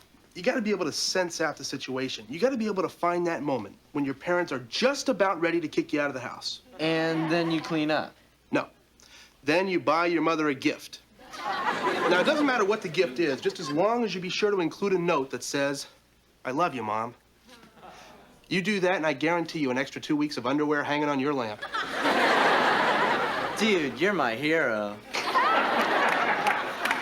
Well, we got a lot of time left. Hungry? Yeah. Let's get out of here. Hi, TJ. Glad to see you. Welcome, TJ. I'm here to help. Hey, TJ, what it is? Same song, second verse. Miss Mira's got this thing about my attitude. Wants me to turn into Miss Peppy Pants like you. You know, TJ, I bet we got a lot more in common than you think. Like what? Besides, we're both breathing. Well, I like movies. Too long. I watch TV. I love a nice, juicy hamburger. Hot dogs better. A summer day. Too hot, spring. Magic Johnson. Michael Jordan. Alice Walker. Langston Hughes. Janet Jackson. LaToya. Wait a minute, I heard something. Huh? I heard you say Langston Hughes. He's a poet. You read poetry. So what? Just because I'm in the bonehead class doesn't mean I don't read or write. You write poetry, too? I didn't say that. You didn't deny it. Come on, TJ, read me something of yours. You don't read it, baby. You rap it. So rap it. You really want to hear this? Yeah. Okay. Girl in the street, no cold and no heat. A crazy outlook, a torn up book, but she can't compete. Girl on fire with her desire. See stars there and bars there. She'll go much higher. That's enough. TJ, what are you stopping for? What are you pretending you're interested for? I am interested. You have something to say. No one cares what I have to say. How do you know that? Because of where they put me. in the sit down and shut up class. Remedial? It's cool. They don't bother me, and I don't bother them. Are you sure you like it that way? Well, do you? I gotta go.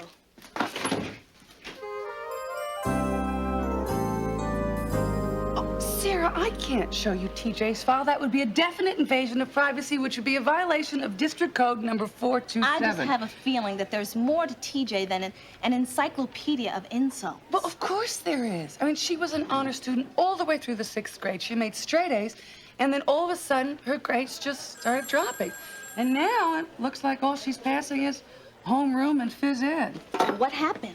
Sarah, that's confidential. I cannot tell you. Wait a minute. That's it? A former honor student has practically dropped out of school and nobody cares? We care, Sarah. But sometimes a student gets lost in the system because not enough time or teachers or resources. That's why what your class is doing is so important. I mean, maybe, just maybe, you can really help this girl. Yes. Mr. Moore, I need your help. Or TJ does. You see, she's stuck in a class where she doesn't belong. In a life where she doesn't belong. I found out that she used to get straight A's. Then, suddenly she's in remedial. I want her to know that there's a way to get back. You know, I think that she should be around people who like to read and learn and discuss things. You know, people who have ideals, people who have dreams. Mm-hmm. Like the IHP. That's it. She needs to sit in on our class. That'll help her. That'll really inspire her. That'll turn her whole life around. Mr. Moore, if anybody can do it, you can. What a great idea.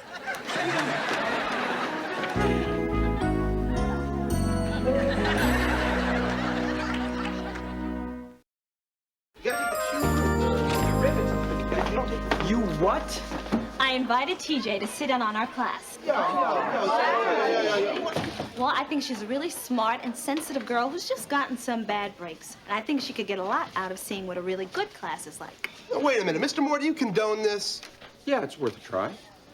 Okay, but you all have to promise to be nice to her. We'll be very understanding, Sarah. I'm sure we all know what it's like to feel out of place. We'll make her feel welcome, loved, and nurtured. Don't make her feel nauseous. Just be nice to her. Here she comes. Hey, I'm TJ. Hi, TJ. What is this? An AA meeting? Well, hi, TJ. Welcome to class. I'm glad you could come. Why don't you find a seat? Sit over here. TJ, is it true that the rats in the projects are as big as dogs? Janice. Yeah, we call our Spot. Spot. Well, it's very nice you can visit, TJ. Sarah has said so many nice things about you. That's a nice coat you're wearing, TJ. Stop it with the nice crap. I must be the first nasty person who's ever sat in here. Hey, what am I, John Denver? You ain't that hip. TJ, you've got a wonderful mean streak that I find awfully attractive. Like I care what a boob with bangs thinks. Should take a seat, Dennis. No, I wouldn't push it. Well, it's probably time for me to start teaching. Eisenhower. You know, many people said that he was slightly more somnolent than Calvin Coolidge. You know, Mr. Moore, there's this really delightful anecdote I heard somewhere when Dorothy Parker heard, she was a famous writer.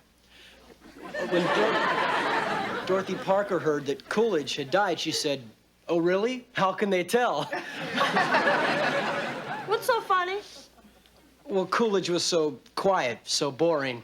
I get the joke, but I don't think it's funny. It's stupid. Where do you get the right to call Dorothy Parker stupid? I ain't calling Dorothy Parker stupid. I'm calling you stupid. Mr. Moore, could we please get through 2 minutes of this class without her butting in? Yeah. Excuse me. When did butting in become this radical concept for this class? I mean, as long as we are slowed down for a moment, perhaps we could reflect on the words patronizing and rude. So you want me to shut up, right? No, I'm talking about them, too. Yeah? Yeah, they're real smart here in the smart class. But let me tell you something. When somebody comes into the dummy class, we don't put them down for not being dumb enough. I gotta go.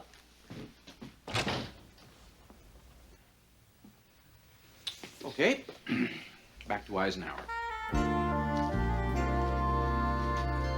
And tomorrow, we'll take a whimsical look at Lyndon Johnson, the playful and very public president who preferred to hold his press conferences in the bathroom. Okay? Don't forget those essays. We'll see you tomorrow. See you. Bye, Mr. Moore.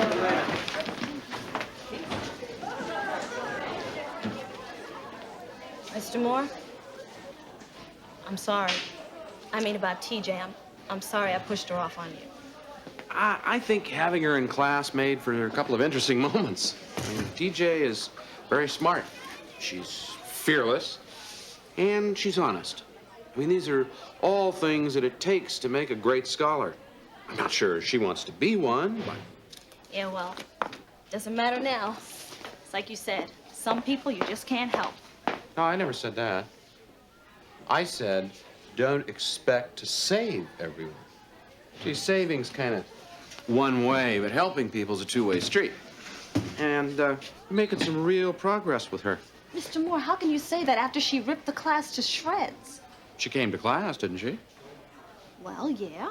Well, I think it'd be a shame to turn around and walk away now. Mr. Moore, the way she acts, it just makes me furious. Well, I'm sure some of the things you and the others do make her pretty angry, too. Well, like what? Oh, I don't know. I'm sure she'd be glad to tell you. Look, it seems to me maybe you've reached somebody here that nobody has paid attention to for maybe years. So I think you should keep doing it.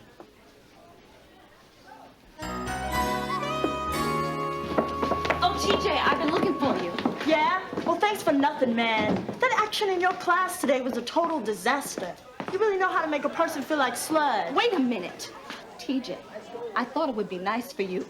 You know, you were welcome to stay for the whole class. Well, isn't that a dream come true? Sit in a nice clean desk with no dirty words carved in it. Everyone dressed like it was Easter Sunday. And a teacher who treats you better than your own mama. And an hour later, I get sent back to the real world. And that's the last I see at Disneyland. But that's not the way I meant it to be. You know, you could be in a better class. You could be in IHP. Yeah, and Dr. Samuels could be Mr. Universe. Now, you may have the personality of a pit bull, but one thing you are is intelligent. And I thought I could help you do something with that. Well, I'm sorry if I went about it all wrong. Okay. Well, I'm sorry if I made you feel like a mush-brained dweeb in front of your whole class. Wait a minute. All right. Apology accepted. Friends?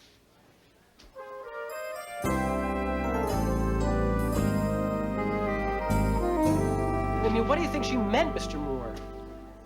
I think she wants you to ask her out. Oh, I was afraid of that. I can't.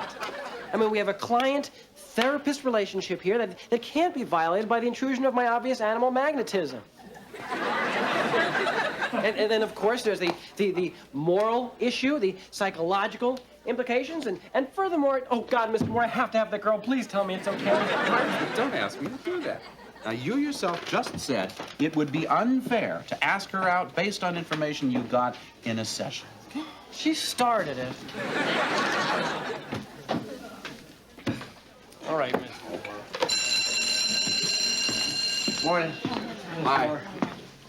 Okay, as soon as you're ready, we're going to dive headlong into 1963 when Lyndon Johnson... Excuse me. Hello? Hello? Hello? I have a history class over here. Oh, sorry, Mr. Moore. Peer counseling. Uh-oh. Call security. I thought I'd give you a second chance. So what you doing? Copying garbage off the board or garbage out of a book? Actually, we're discussing the Johnson administration. Oh, garbage out of Washington.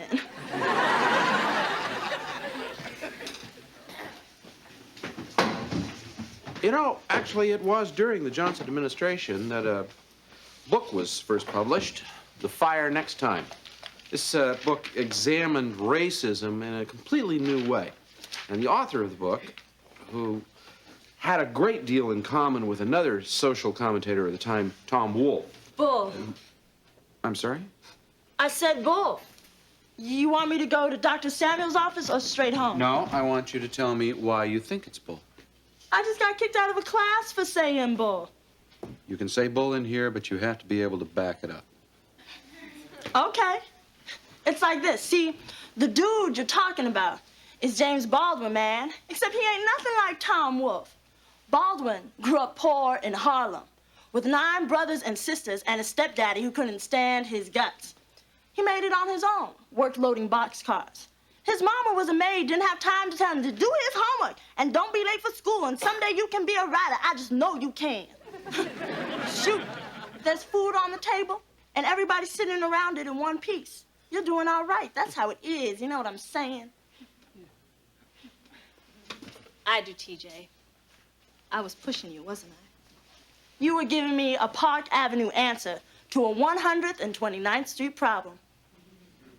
I'm sorry. Forget it. You're all right. And for a teacher, you're all right, too. This is the first time I ever got to say more than 3 words in class. Well, that's a damn shame. You got some good ideas. Yeah, you know, I'm starting to dig this class.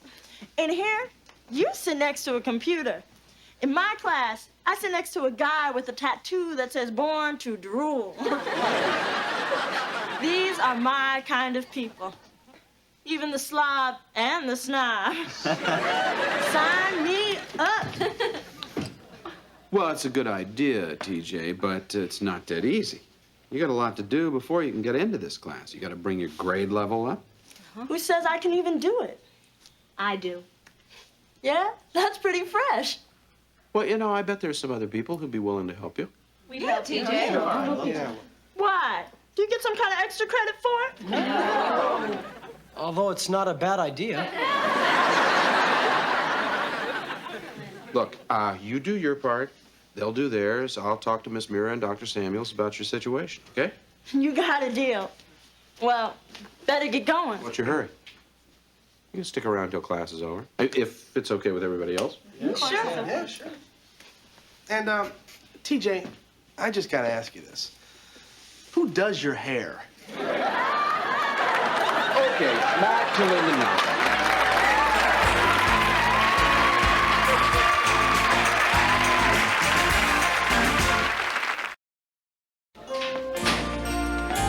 Mr. Moore, I just want you to know that my counseling session went great today and everything worked out. I'm glad to hear it, Arvid. I guess you let her down easily, huh? Yeah. You know, but I do think I had some influence on her.